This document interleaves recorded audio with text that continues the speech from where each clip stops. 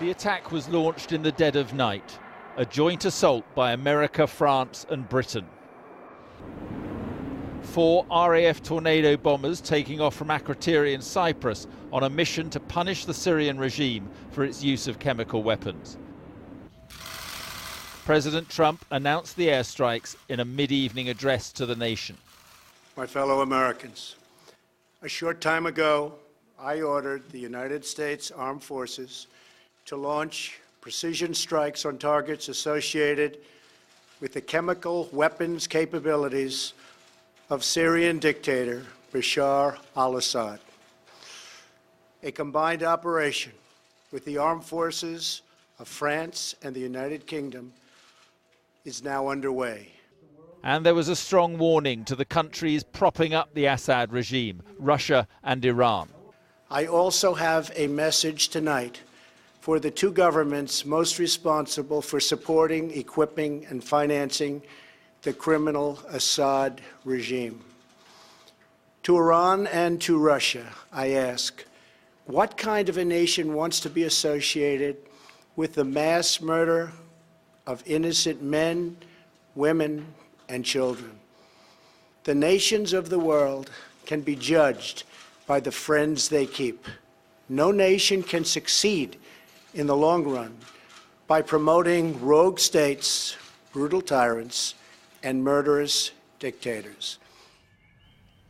The night sky over Syria was lit up by anti-aircraft fire, but there were no reported Allied losses. At the Pentagon, the American Defense Secretary, James Mattis, said the targets were exclusively chemical weapon facilities. President Trump directed the U.S. military to conduct operations in consonance with our allies to destroy the Syrian regime's chemical weapons research, development, and production capability. The chairman of the Joint Chiefs of Staff, Joseph Dunsford, was more specific about the chosen targets. The first target was a scientific research center located in the greater Damascus area. This military facility was a Syrian center for the research, development, production, and testing of chemical and biological warfare technology.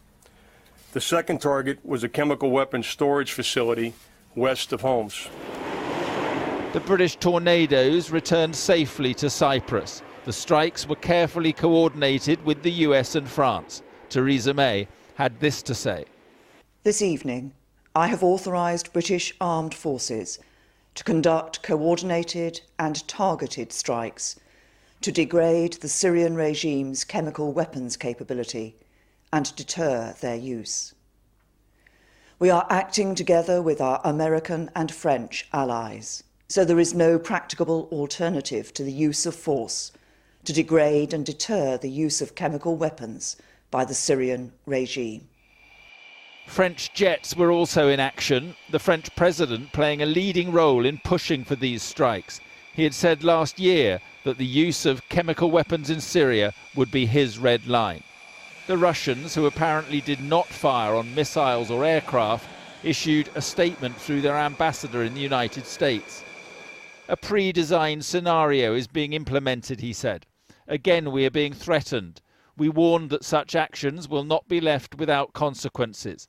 All responsibility for them rests with Washington, London and Paris. The White House says it believes sarin and chlorine were both used in the attack in Douma last weekend. They hope the airstrikes mean such scenes will never be witnessed in Syria again.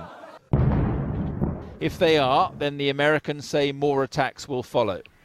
Whatever happens, it is all but certain that the misery of a brutal civil war is not over yet. Mark Austin, Sky News, in Washington.